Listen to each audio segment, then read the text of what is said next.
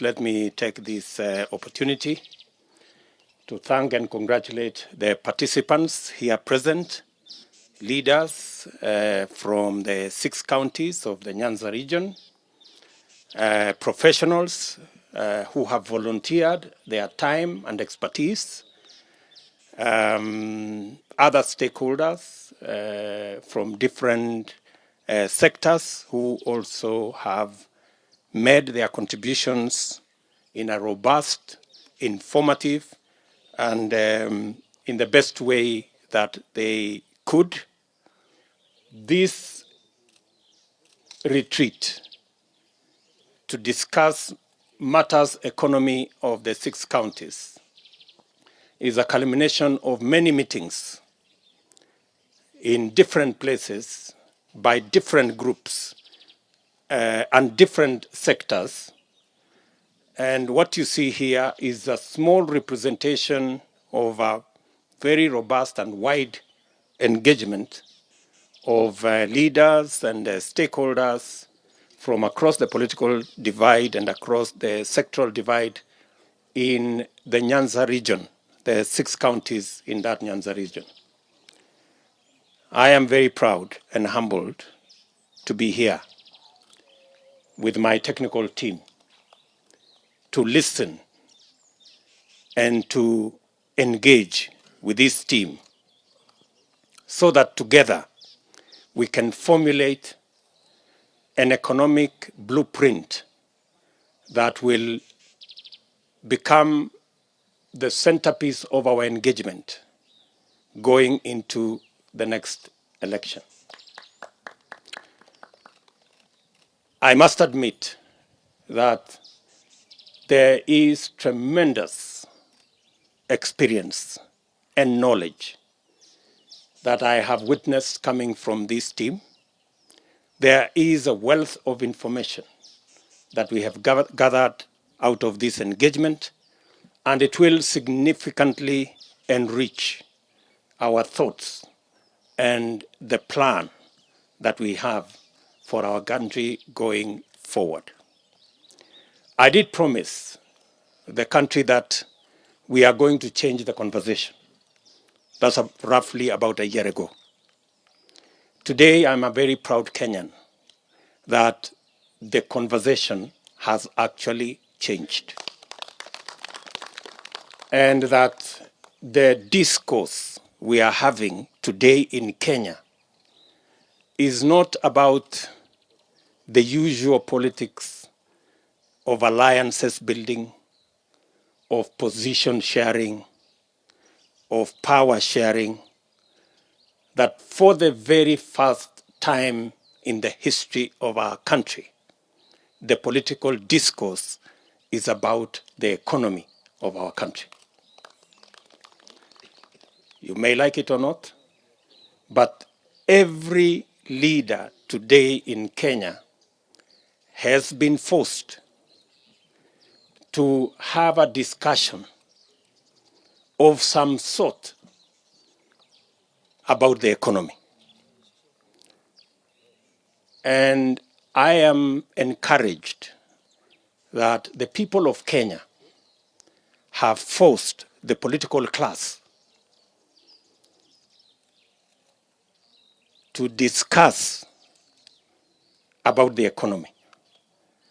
There is all shades of economy that we are now discussing. There is the textbook economy that is being pushed by some of my friends. There is another rural economy. There is all manner of economy. And from where I sit, this is the best that we can do for our country. Because we are not discussing tribal alliances. We are not discussing position sharing alliances. We are not discussing power sharing alliances. We are discussing the economy of our country. And I want to specifically thank the Hustler Nation in Kenya for insisting that they do not want to participate in a discourse about tribes and positions and power and the sharing of it, but they want to discuss the economy of our country from right at the bottom. Ladies and gentlemen, the second issue I would want to say here is listening to the leaders, stakeholders, and professionals from the Nyanza counties. I am very happy that they are making suggestions around how we can build the cotton value chain using biotech cotton seeds that hopefully will double our production, engage close to 1.3 million farmers in our country, and build a whole textile value chain that will not only create jobs, it will also create wealth and be able to put in the pockets of farmers resources. Same to do with the blue economy. How the blue economy, we can go into fishing industry on cages and making sure that we have modern infrastructure around storage, around transportation, and they have also suggested the relevant infrastructure for us to be able to achieve that. And all the other sectors that they have suggested. In a nutshell, we have agreed with this team that we need to sort out three fundamental issues as we drive this economic debate. Number one is to ensure that we invest public and private sector resources in creating or in infrastructure, whether it is physical or business infrastructure, that will create jobs for the millions of jobless young people in Kenya. At the bottom of the pyramid, we have close to 4 million jobless Kenyans. And the discussion in this meeting is on how we are going to invest in physical infrastructure that create those jobs, business infrastructure that create those jobs, value addition, agro-processing, manufacturing, industrialization that create those jobs. Secondly, we have agreed on how we are going to increase production and productivity in the very important area in our economy of agriculture. From sugarcane to cotton to bananas to avocados to mangoes, the whole of that agricultural value chain, so that we can not only enhance productivity, we can also enhance production, so that we can improve earnings to our farmers.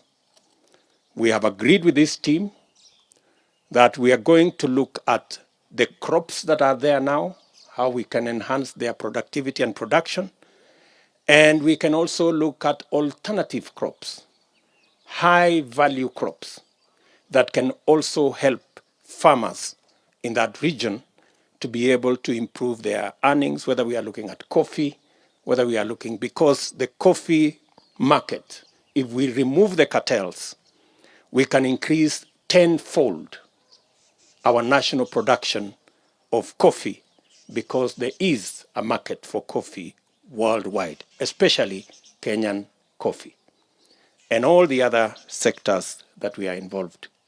That is the second item, how to increase the productivity, how to increase production of all our farming value chains, from livestock to crops and to new high-value crops. And thirdly, we have also agreed on how to organize farmer groups, business people, people selling in our markets, the mama mbogas, the entrepreneurs, micro, small, medium enterprises, how to organize them into viable entities as SACCOs, as cooperatives, so that we can liberate them from the shackles of Shylocks and predatory lenders and be able to access credit to all those categories who today pay a disproportionate rates of interest. While corporates are paying 10%, many SMEs are paying anywhere to 1,000% per year. So we have agreed that we are going to organize the whole of that sector into viable entities, into SACCOs, into cooperatives, so that we can leverage and build capacity for enterprises at the bottom of the pyramid to be able to access credit that is reasonable, and that once organized, then it is possible to find government support or private sector support and build the necessary capacity so that we can drive out poverty at the lower level and allow the small, micro, medium enterprises to begin the journey of growing into bigger enterprises, into bigger institutions, and be able to make the hustlers at the bottom of the pyramid begin to leverage on what the interventions we are going to make to grow their enterprises. And that way, we can be able to expand at the bottom of the pyramid the number of taxpayers so that it's not the 4 or 5 million people who pay tax today. We can go to 10, 12, 15 million taxpayers, and we can reduce the burden on those who are paying taxes today, because we have more people whom we have assisted to come into the platform where they can support our country, and we can progressively begin to exit the dangerous debt levels that currently are in our country, as we are able to fund our development using locally developed resources and locally raised taxes. So this is a very important conversation. I know you are aware that today marks exactly 1 year to the next election. And I am very happy that on day 1 of the last year, we are discussing matters economy, that we are not discussing all the other issues. I am very proud that the conversation in Kenya has changed. I welcome all the other leaders, including my competitors, to engage the people of Kenya on this very important subject of the economy. They should not be intimidated by the fact that we have a bottom-up economic model that is superior.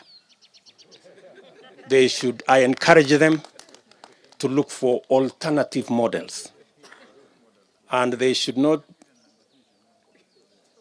waste their time trying to discredit the bottom-up economic model. They should be telling us how their trickle-down economic model is going to do better, which it has not done for the last 50 years. And talking about models, I have seen some of my competitors say, let us not make this conversation about models. But I want to tell them two things. For us to connect 8 million people to electricity in the last 9 years, we changed the connection model. For us to construct more tarmac in Kenya, we changed the construction model and came up with 3 different designs for us to build an extra 150 technical training colleges. We had to interrogate our education model. So, my friends, let us have a conversation about the economic model that will work. Don't try to run away and say this is not about models. And lastly, I don't know why people are confident or are comfortable with us discussing models of governance, whether it is presidential, parliamentary, or hybrid. But when we come to a discussion about an economic model, you want to tell us models are not important. My friends, models are important. Let's have a discussion about which model will pull our country from the place where we are, where we have 4 million people without jobs or underemployed, where we have 6 million Kenyans who are struggling business people and require support, and where we have close to another 6 million people in our farms who are on food relief. It is that situation that we must correct. And we can only correct that situation by having a conversation around our economy. And it is my considered view that a discussion about the economy will never suffice until we are discussing a bottom-up economic model that will lift the millions at the bottom and begin to journey them to the middle, build a bigger middle class, and be able to create a nation where nobody is left behind and the majority, if not all, have a chance to be the best they can in our country. Thank you very much.